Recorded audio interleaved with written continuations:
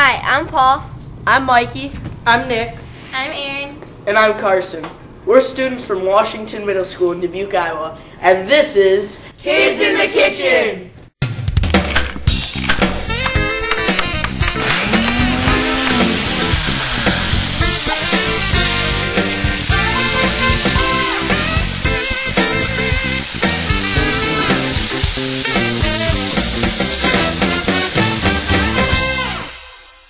We film at a Hy-Vee store. It is like the biggest pantry in the world. We welcome to the show our executive chef, Jim Terry. Thank you, and welcome to you. Welcome back to all of you from Washington Middle School. We're going to make something really delicious today. What are we making today, Jim? Well, in essence, we're making mac and cheese. But it's not like the mac and cheese that you have only ever had in your life. The regular mac and cheese is cheap, it's fast, it's easy, it's salty, it's immediate gratification, but it lacks a certain nutritional profile that we're looking for. So like true love, real mac and cheese is worth waiting for and hunting down. So Jim, does it come in a box? We must search far and wide, and we must pull the ingredients from many sources, and it's worth it. Before we start cooking, we gotta start shopping, and here to help us out is Megan Dalsing. Thanks for having me on. Thanks for coming to Hy-Vee. I'm glad to have you guys. Let's go check out what's in my pantry.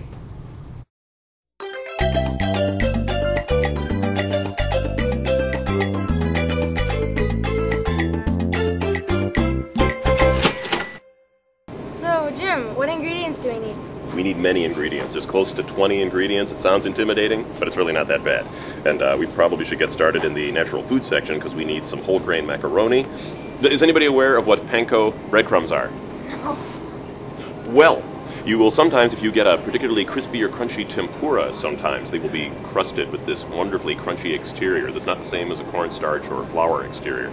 And this is something developed in Japan over the years, and now there is a natural foods alternative, which Hy-Vee has over in their natural foods department. We're going to use those panko crumbs as a topping for our mac and cheese. All natural panko crumbs.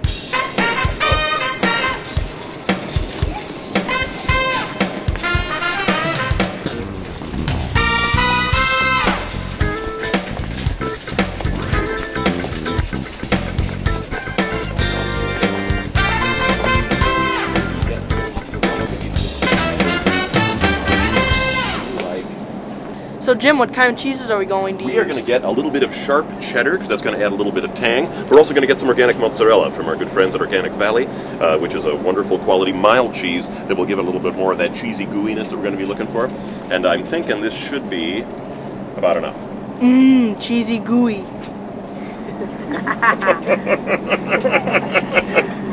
So Jim, do we need milk? Yes. Okay, we've got our milk, excellent quality milk. We've got some cheese, and now we must get panko crumbs. I think are in this section, maybe the next aisle over. All right, we'll do that. We need a little bit of Parmesan cheese. Do we have any over here?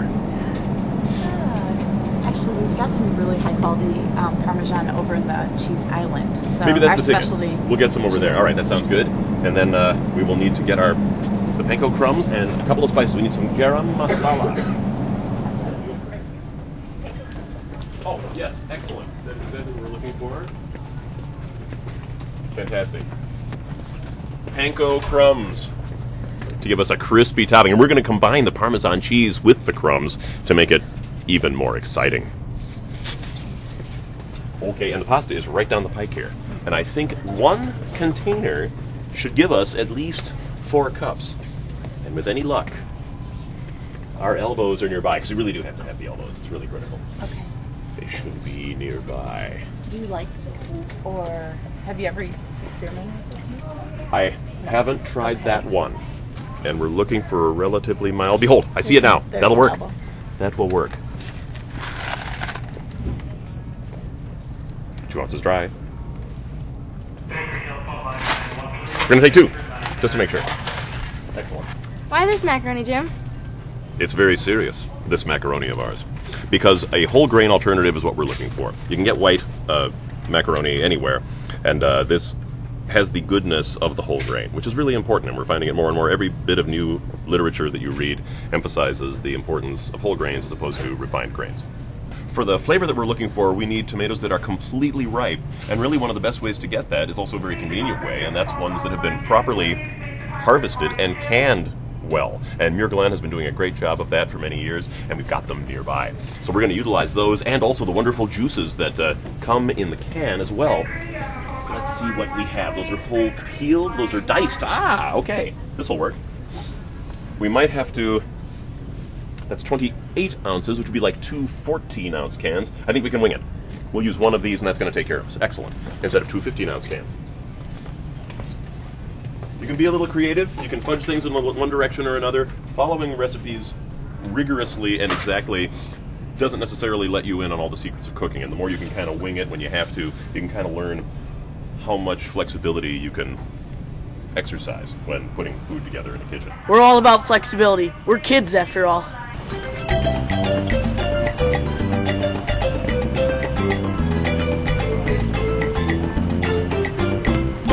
Yeah, you found it. Excellent. Megan has found the garam masala.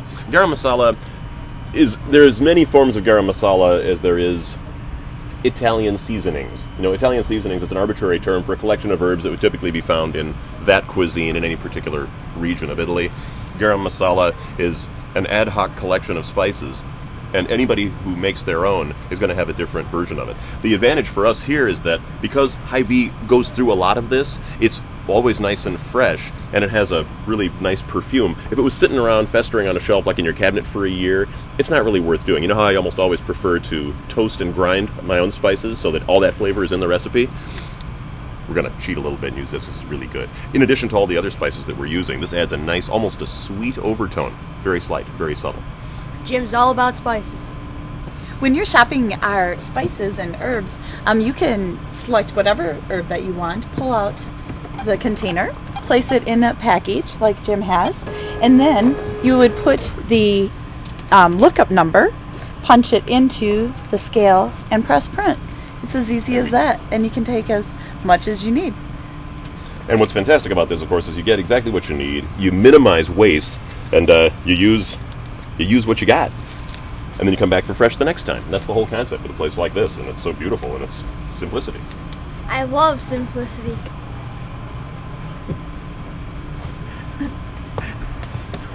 And without a doubt, we have enthusiasm! You know how when if any of you have ever used standard curry powder in the store, which is another mixture of spices that you would find in any of the many Indian cuisines, curry powder kind of has this color, and it's really vibrant, deep yellow-orange. Most of that color comes from turmeric root, which has been dried and ground. This is the straight stuff. We're making our own mix, and admittedly we're using a little bit of garam masala, but we're using all the primary ingredients in a real curry powder. Cumin, coriander, turmeric, and it's going to be fantastic. So it'll have a nice color as well. Don't get scared. Oh, I got to weigh this up, don't I? Nope. Here's how this thing works. It's really 6, 2, 3, 4. Are these Indian spices, Jim? Because they sound like Indian spices. They are indeed. And it's, of course, we've kind of cross-fertilized the cuisines of the world. Indian spices have come to the American table, the Western table, black peppers on everybody's table. We talked about this a couple of weeks ago. But it's also gone the other direction. Tomatoes were a post-Columbian phenomenon. There were no tomatoes in Asia until the discovery, invasion, use the term you prefer, of the New World. And then the transmigration of tomatoes, some of the squashes, corn, all of these things invaded Europe and Asia after that time, and that's where the tomatoes came from. So that's why they're getting into this dish.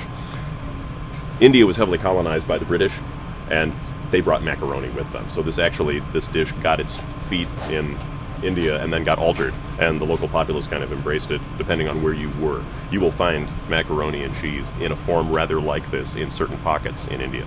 Indian mac and cheese. How exotic.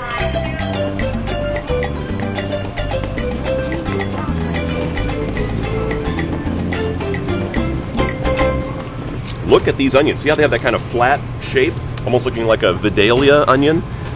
With any luck, they claim to be sweet, so that's fine. That works well in the recipe.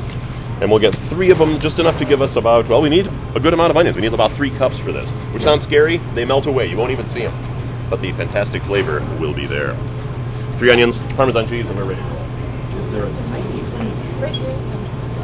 In this situation, this might not be bad.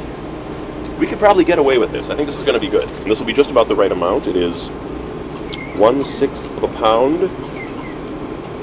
This is going to be good. Let's use this. That's it. Let's head back. Let's make some food. Ready?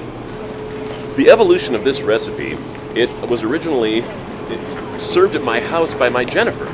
She was making this dish, which she had morphed and altered over a period of time. And then we adapted it yet again for production in a more volume kind of setting like this. And now we've backed it off to where we could, this is going to serve about eight people. But the addition of natural foods, the incorporation of whole grain ingredients, olive oil, for example, being used, which is not traditional. These are all things which alter the dish and make it really much more nutritious, but don't affect the deliciousness of it. And that's all I have to say about that. I really love shopping with the chef. It shows the kids and the rest of our customers how easy it really is to shop and shop healthy. You can pick up healthy, nutritious foods at Hy-Vee.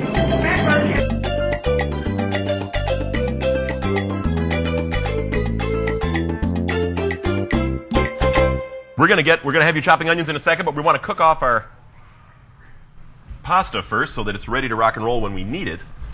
And so we're just going to get it going. So that's not going to be a hindrance to us later. In it goes. The water is boiling. We've got about 4 cups. And we're going to immediately stir it so the stuff doesn't stick together, right? And get everything nicely immersed in boiling water. And now we're going to let it cook just like that. We're going to try to figure out how to utilize this timer, but it looks like hours here. Hours would seem like days. I cannot operate this timer. Is anyone here more skilled in these things than I? I'll try. Excellent. Otherwise, I have to set the stopwatch on my... I'm looking for minutes, and I believe those are hours. Well, we can push start and see. No, they're minutes. It's minutes. Right, but now we have an hour. Oh. We want, maybe, at this point, 7 minutes. Can you make it work? I don't know. Here's Reset. We write that again. Yeah, reset, maybe. No. And now... I have confidence you'll figure it out. We're going to start chopping some onions over here. We have knives. All right. Beware. Knives. I figured it I've out. sharpened this. That's pretty good. Pardon me. Watch your kneecaps. After you can set the hours. If you don't want any hours, then you just set it to 0. Yes. And then push stop or reset. Right. And then, dang it, I messed up. And then after that, you set to 0. So then you push start, and it goes to minutes. Understood. You set your minutes. Understood. You have to activate the minute mode, Yeah. which you cleverly deduced. We're down to approximately 4 minutes. So if you'll wind it down to 4. All right. Excellent. And then you activate. Yes. Good. And the countdown has begun. Lovely. So let's give these another stir just to make sure they're happy. Oh, very nice. And we want to check it periodically. The worst thing you can have is mushy macaroni. You want it to have a little bit of substance, right? You don't want a pool of ooze. Yeah, it'd be horrible. Ghastly. Smells like noodles.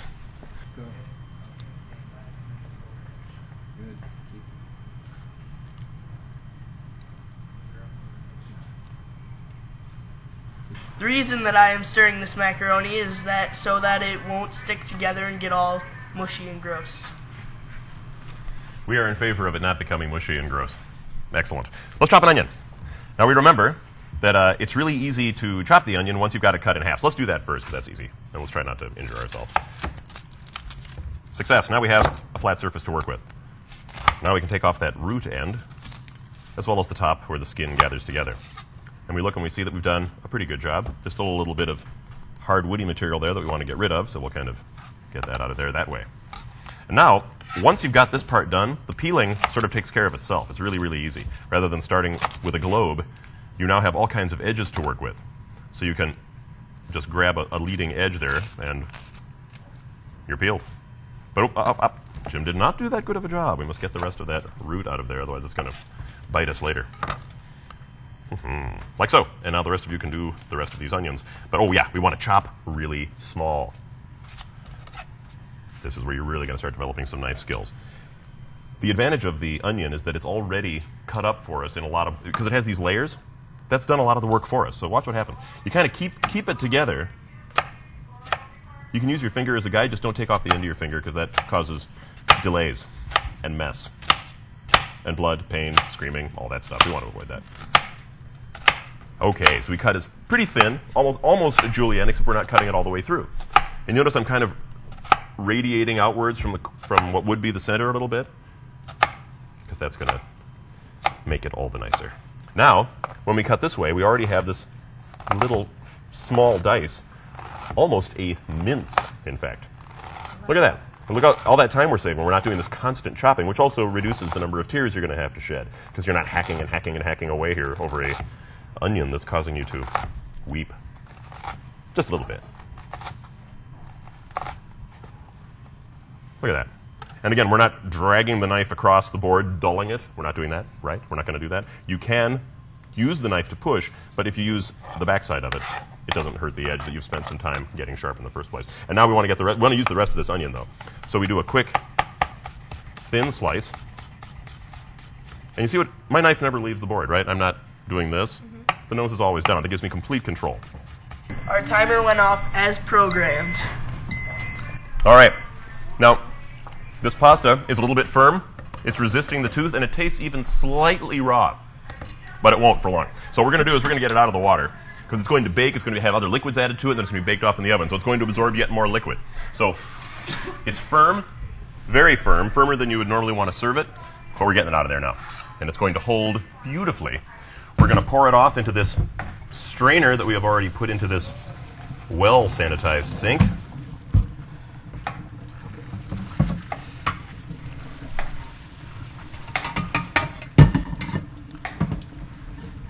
And believe me, we're going to want to get all of this macaroni into the dish so that there's going to be plenty to eat. Fantastic. Let's chop some onions. Now, let's hold 1 second. We want to make sure we got all the skin off, right?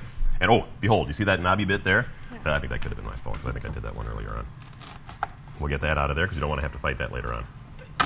And our recipe calls for coriander seeds. Oh yeah, because we have whole seeds, and we also have ground seeds. That's what's really interesting about this one. That's why cumin appears in two different places in the recipe, and that's kind of important. So let's get our big old tablespoon out. Now, this actually looks almost like larger than a tablespoon. But I was deceived. It is not. It is a tablespoon. So these are the whole seeds that we're going to be using for our dish. We don't grind these, and that's unusual for my recipes anyway. So there's a tablespoon of whole cumin, and that's going to be lovely. But now we also need to toast a smaller amount of cumin, which gets ground up, along with the coriander seeds, the garam masala, and the turmeric, which we have sequestered.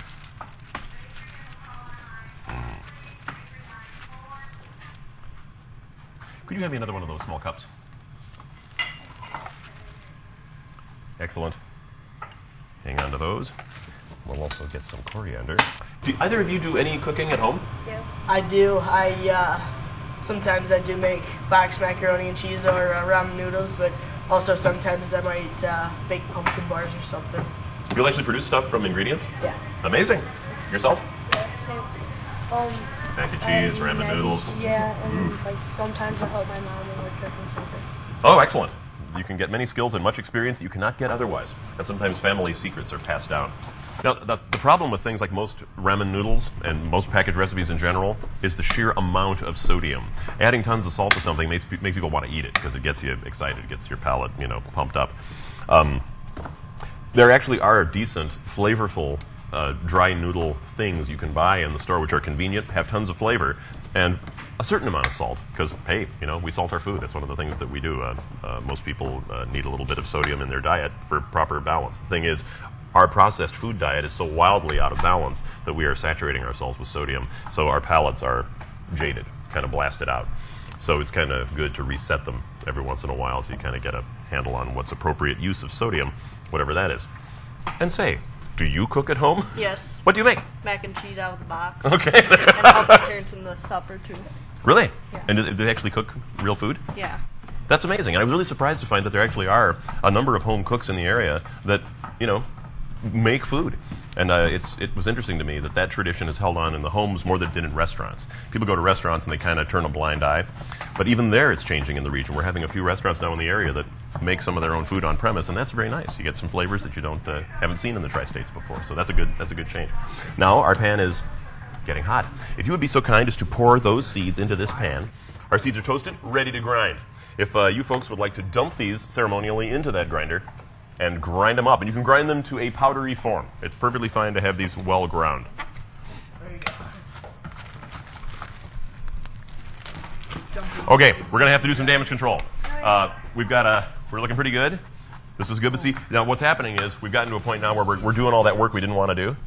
And it's easy for me to say, too, also, again, I've got the big hand. And the big hand can easily maneuver an onion the way that I showed you.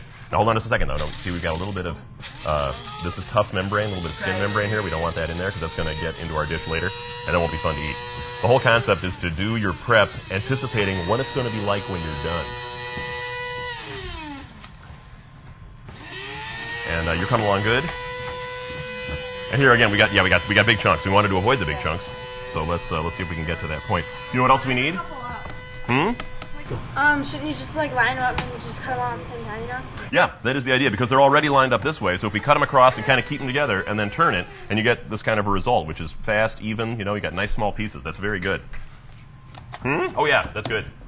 Oh, and smell it too. Can you get the aroma off of that? Ooh, boy, that's pretty good.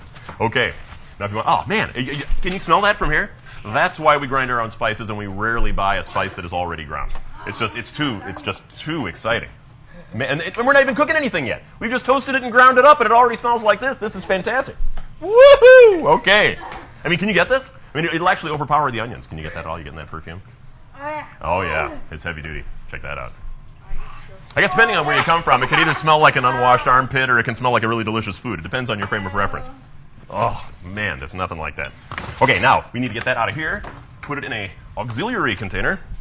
Got a few more little cumin seeds we can put in there. That looks good. Let's get some black pepper. I think this is going to be too much black pepper. It's saying 2 teaspoons, and I think I got a little bit excited about that. So we're going to alter that when we finally submit the final recipe to the website.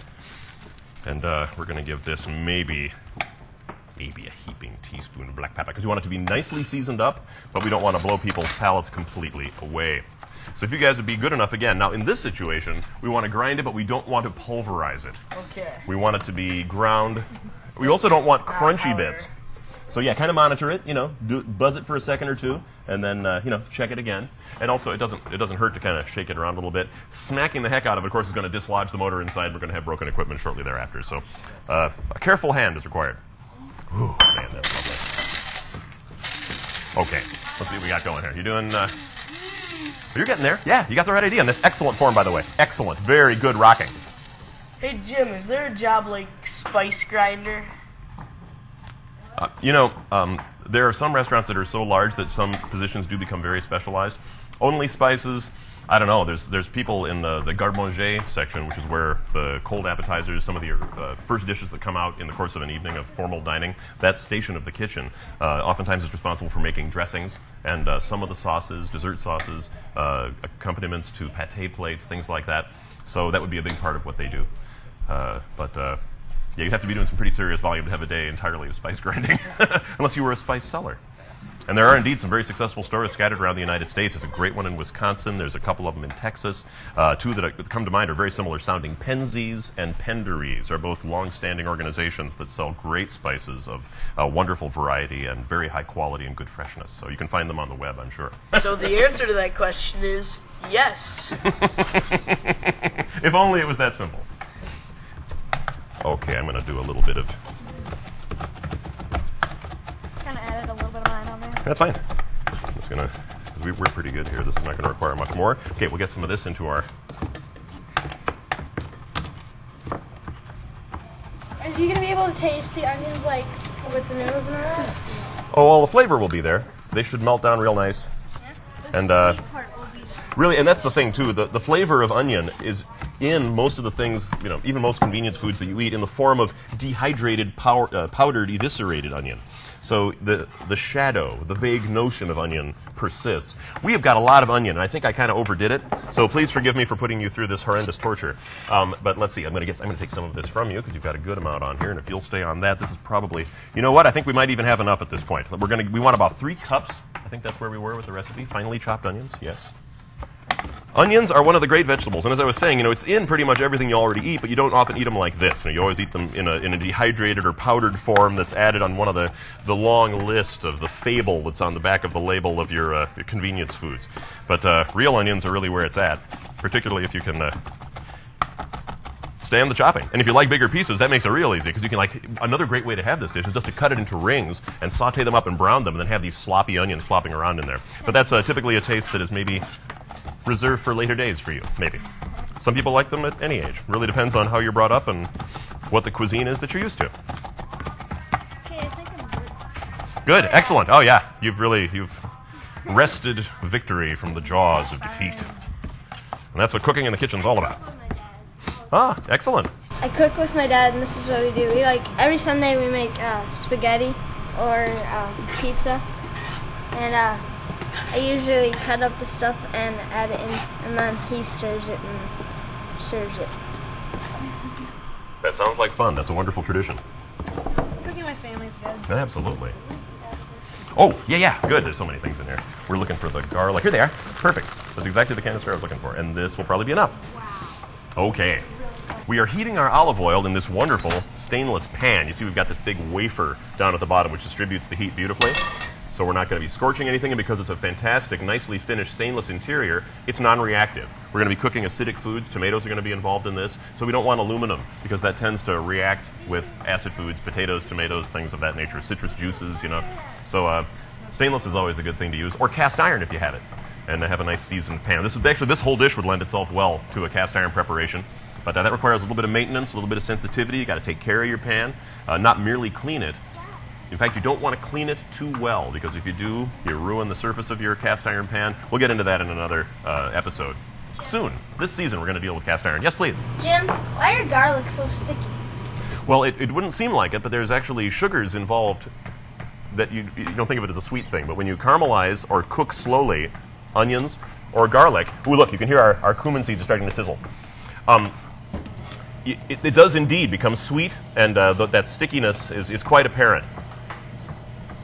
And it adds great flavor. Okay, we're toasting up our seeds in the fat. Oh boy, they're just darkening a little bit, and oh man, the aroma's already happening. So it's really just for a few seconds because we don't want it to scorch, and now we're going to pour in a bunch of our onions.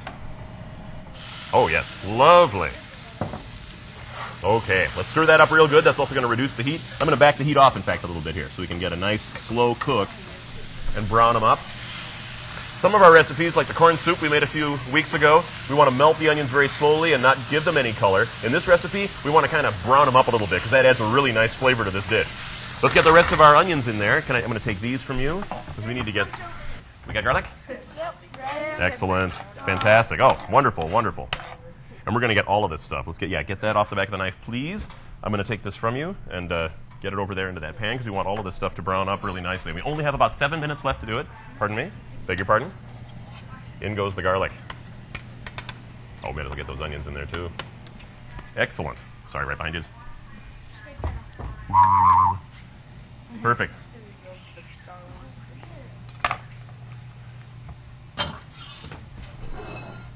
Okay, let's grate some cheese whilst that's in production over there, and then we're going to drain our tomatoes and chop those up.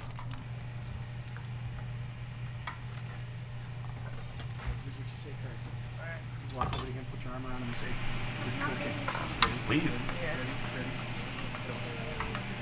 Grate it until it's all gone. Yep. And if you grate it on the plate, then we can kind of... actually, if you can put it down on the surface.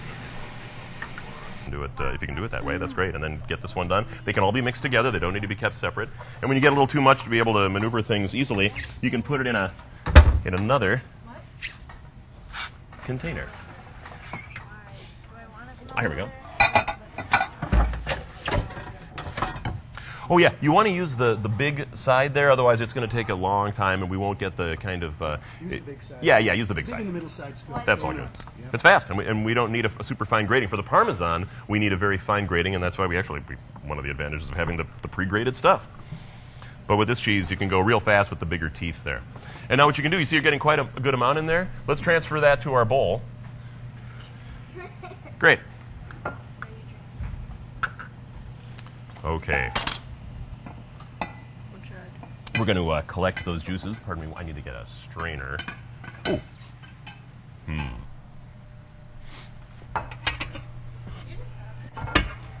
One thing we did to make sure that the macaroni wouldn't get all stuck together was we did float a little bit of oil in our water right before we strained out the noodles, which I don't know if that got captured through the miracle of digital taping.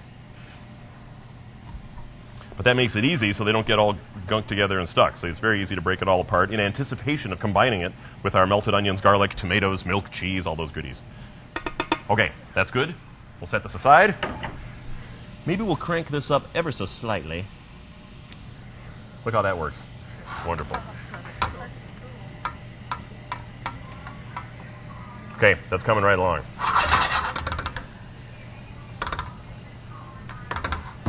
Okay, we're going to strain this stuff out. I need to get a strainer out from directly in front of you. I do apologize for this inconvenience, but it's my way. Sorry for interrupting your enjoyment, but that's what the British Army is all about. No offense to anyone of British heritage intended. We were talking before about acidic foods and how they can react with unfinished metals or things like aluminum. Muir Glen has always used an enameled can. I don't know if you can see this. It has a thin layer of enamel inside, so you don't get that reaction between the acidic tomatoes and the metal. It's very nice. Just a fantastic product. So we're saving all these wonderful juices, and we're going to, but these bits of tomato are a little big, a little chunky. And I think that's a bit much to ask people who might not be ready for their mac and cheese to have bits in it, you know what I mean? They're used to a relatively vegetable-free environment. So we're going to make this much more acceptable and yet not lose any of the taste or the nutrition. So we're going to bring these out and chop them smaller. And we're saving all of these fantastic juices. But I think I said that already 2 or 3 times. Yeah. And again, use the technique that we showed you. Point down in front of your food. You've got it. Rock and roll. You're good to go. I think that's pretty good. You got all the rest of this. It's very nice. So, good. Cheese, ready to go? Fantastic. And that's right. That's exactly the right amount. Pardon me 1 second. I'm going to move this over here and get this stuff over here. We're going to chop the rest of those tomatoes. And you are now fully qualified to perform that operation. You have done well.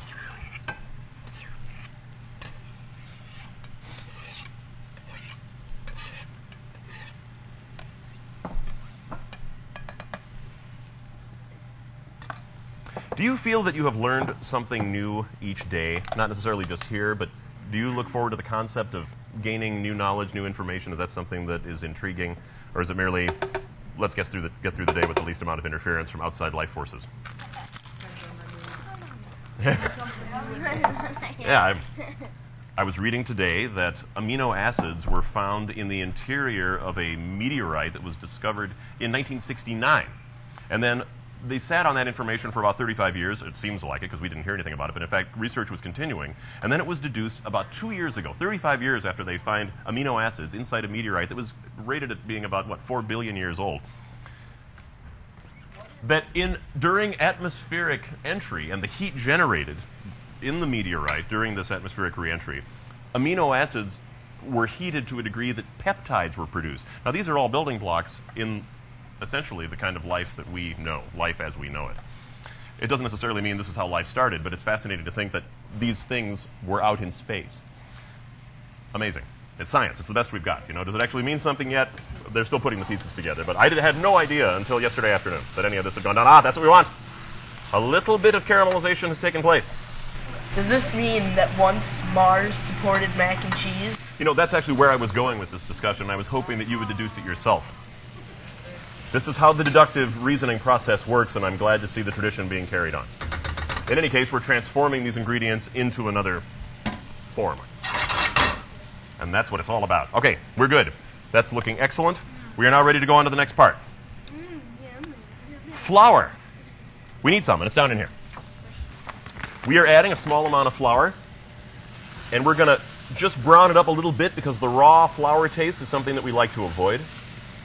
Some sauces that are commonly used, your basic gravy, for example, uses flour or cornstarch. If you can toast up your flour first, or when you're making a roux, for example, a combination of flour and oil or butter that thickens sauces, browning it first, toasting the flour gets rid of that raw flour taste and adds a new level of flavor. Okay, this is good. We now have ready to go. Is that what we need?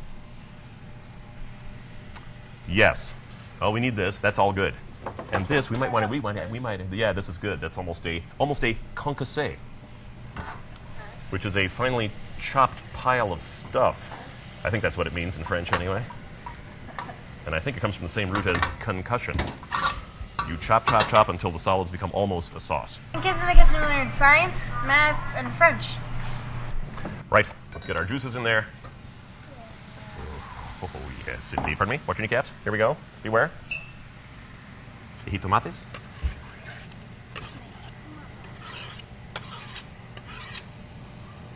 All right, a little bit more. We're going to need all this stuff. Let's get these out of here. I might, you know what, we might just even take this another level down. As far as chunkiness goes, I'm going to give this another quick chop. 1 second.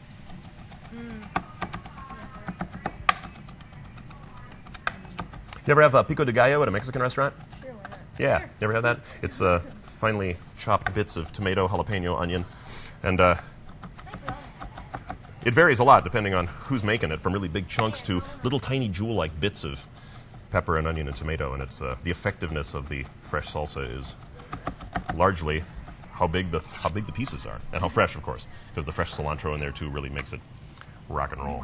We are almost ready to go. We need some milk measured out. Can somebody please take this measuring cup and put in it 1.5 cups of that milk? Thanks. Okay, and you can see that all the juice that we poured in there is already largely absorbed.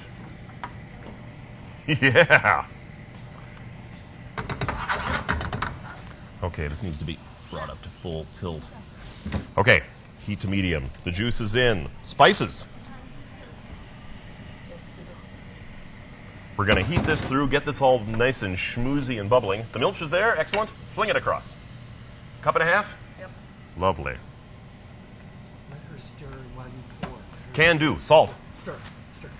Yes, please. Thank you all for your patience. We're going to sprinkle in some salt. Exactly a nice big pinch of salt. And then we can adjust in the final phase, which is very close to happening at this point. If we can do some removal of contaminated vessels, we're going to hang on to all packages, which I think I might already have goofed up. Cheese, how's that going? How's that looking? Looking pretty good? Oh, it's looking great. Excellent. Yes. Very good. You're doing well. We have very close to where we need to be. And then we have this pan to pour it all into. It's all coming together very rapidly now. Are we heated through pretty much? How's that doing? Are we getting some bubbling? That's good. That's all we need to be. I think it is now time. So we're going to pour the milk in a thin stream. Ready? If you'll keep stirring regularly, it doesn't have to be overly vigorous, but regularly, and covering the entire surface all the way around just like you're doing. Make sure that all of the stuff is moved so that the stuff that's been hanging over here for a while is now moved to the center where the heat's going to be. We do have the advantage of that wonderful wafer of aluminum at the bottom of the pan, which really does distribute the heat rather well. But this is a... go ahead, keep stirring. Because you don't want it to curdle. Because of the acids in there, you can actually get curdles in there, and that'll gross everybody out. We don't want that. We took a session on that with Miss Kunkel. Indeed. What did that cover? She told us. Just getting dairy products in with acids? Yeah, cooking milk, microwaving, curdling. Oh, wow. See, I've never used a microwave, so I have no idea how that works. In your mouth. Mm-hmm. Yeah. That sounds very promising. Stirring the dish, inhaling the aroma, and uttering the proclamation, ew. Ew. Ew, it's gross. It's all your fault. It's an oozing mass. It's the terror in Tunnel 13. It's never over. Yeah, sorry, yeah, they come lurching out of the past from comic books and old horror films. Okay, now let's do a little bit of damage control and see what we're looking here at this much pasta, which looks to be comparable to that amount of stuff. So I'm thinking we may have a little bit too much mass. This is where we kind of have to ballpark it.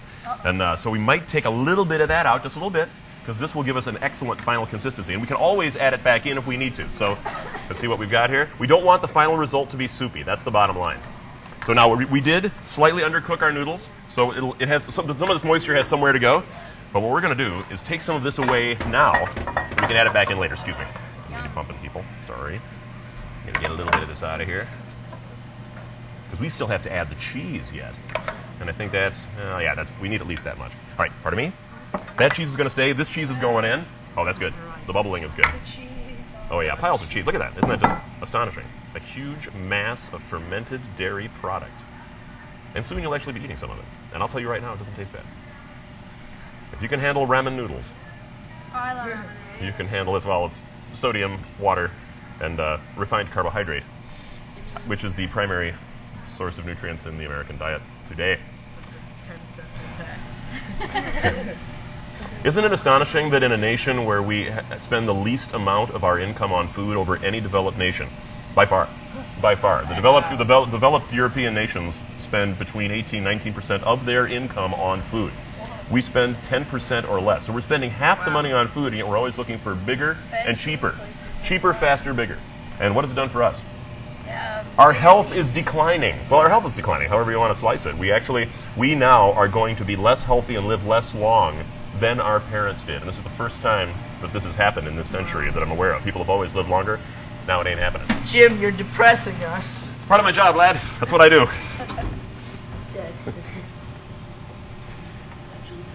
Well, hey, absolutely right.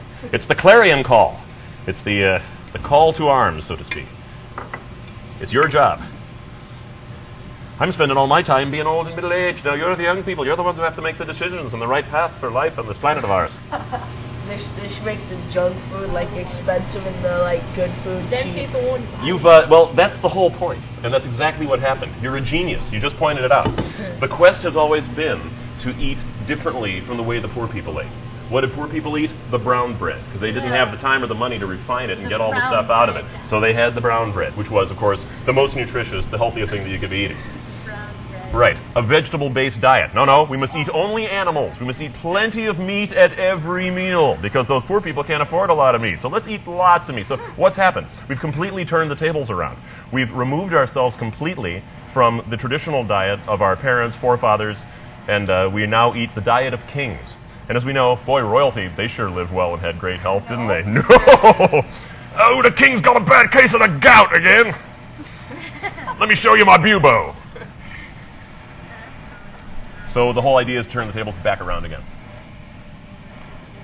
But now, of course, you go into neighborhoods where income is low, and you'll find that people are filling up their shopping carts with the worst possible food that you can imagine. Because now, yeah, the whole system needs an overhaul. Okay, now what do we got? We have a nice sloppy mass. This is good. Yum. Look at that. And in fact, to the extent that I believe we need to add back in more sloppy mass, because we have crumbs to put on top yet. So we're going to have a crispy topping. We're going to use a big pan, which I have over here. Pardon me one second. I believe it's lurking right in here. What luck! Look at that. Now that's a pan. And that means it's going to cook real fast, and we're going to have our crispy crumb coating on top. How's our heat? Oh, we're looking good. Jim, why'd you put the empty pan in the oven? I was test driving it. I was making sure that this big pan would fit, because I didn't plan on using this one. So a lot of cooking in the kitchen is kind of changing your plan as you go along sometimes, particularly if you're working with a lot of variables. So it's good to have a lot of different kinds of equipment, and that way you can cover changes and what happens. Okay, let's combine these two. We really need to mix this up together. Well, this is just actually these are just the crumbs. These special crispy panko crumbs. What do they taste like? Oh, like that. You want to try one? Here, check it out. And because we have more surface area to cover, I am going to add a little bit more. Here, hold out your hand. They're crunchy. And I think we need, maybe about that much. That's excellent. Of course, we're going to need a little more cheese because we have more volume than we anticipated. It's just crumbs. It's very mild. There's nothing frightening about the crumbs. Okay, good. I think we got a winner there. Let's get it in the pan. Let's get it in the oven and get the cheese all bubbly and melty on top, and then the crispy crumbs. It's going to be excellent. You've done well. Now, this is already heated through, so this is going to radically decrease our cooking time. That's wonderful. Whoa, a sloppy mass. Yes, indeed. Delish. I don't know if you're smelling that, but I know I am. I've had worse. Oh, it does indeed. Now, remember, this is going to be a new experience. It ain't going to be like what you know. It does. It has a sweet aroma, but there's no sugar involved, except the natural sugars in the foods. And the garlic Correct, and the onions. And tomatoes, for example. Tomatoes have a significant amount of natural sugars in addition to the acids that are involved. So this is the shopping? Yes, indeed. This actually is turning out pretty good. It helps not to have breakfast, you know. There's an expression in Spanish, and I'm sure it's in many languages, and I don't know the actual translation but it means that hunger is the greatest sauce. We may have invoked this in a previous episode, but by golly, it's true. If you're constantly dosing yourself with small amounts of foodstuffs, snacking all day, it tends to decrease the impact of aromas. Although, it's a legitimate dietary lifestyle. People are suggesting that eating many smaller meals during the course of the day may be more helpful than just ramming down gigantic lumps of food. Yeah, exactly, which of course has become our tradition because we have always done it that way. I'm for many small meals during the day. I'm for many large meals during the day, but you wouldn't know it. I tend to burn up stuff pretty quickly. I like food. And one of my customers at the restaurant says, Jim, I don't know, I was always told never to trust a skinny cook. This is mozzarella. This actually is Parmesan on top. And it's domestic Parmesan. This is not Reggiano Parmesan, but it is a decent domestic Parmesan produced in Wisconsin, near the town of Weyauwega, which is true. This is not a joke. All right, into the oven it goes. Rock and roll. Only 45 minutes late. Sorry about that. We're at 400 degrees. It's going to do its thing. While we're waiting for our macaroni and cheese to come out of the oven, let's join Manners Make Magic.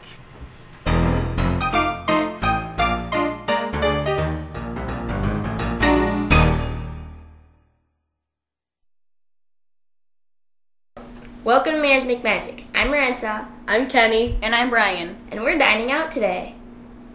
Manners are important to the dining experience. Whether formal or casual situation, the rules are the same. When do we deploy the napkin? You know, I'm not sure. Do we do it right away or wait for the waiter? In this situation, I think we should call Manners the Magnificent. Do you have a cell phone number? Manners doesn't have a cell phone. He's magic. The way you call Manners the Magnificent is, you say the 3 magic words. Please, thank you, you're welcome. You cold? So Manners, when do we deploy the napkin? You would use your napkin immediately. So go ahead. And that should go immediately on your lap once you are seated. I have some napkin do's and don'ts. One never uses the napkin as a washcloth. When your napkin is not used to protect your lap, it should be used to dab your mouth. When your napkin hits the floor, you're not to pick it up. Someone else will replace it. The rule that applies to napkins also applies to silverware. Anything that hits the floor should not be used again.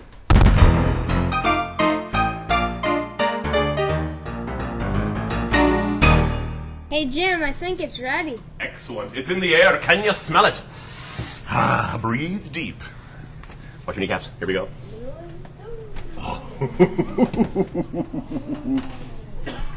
It's bubbling, a primordial mass. Fetch the vessels and the forks. If you wouldn't mind closing that oven, I would be honored, and also press the cancel button on the top level. Good for you. You've done well. If anyone is afraid and wishes only a no thank you helping, that can be done. But I'll tell you right now. Yeah, I'll warn you also, you will cauterize the inside of your mouth if you take a big forkful and just try to chow it.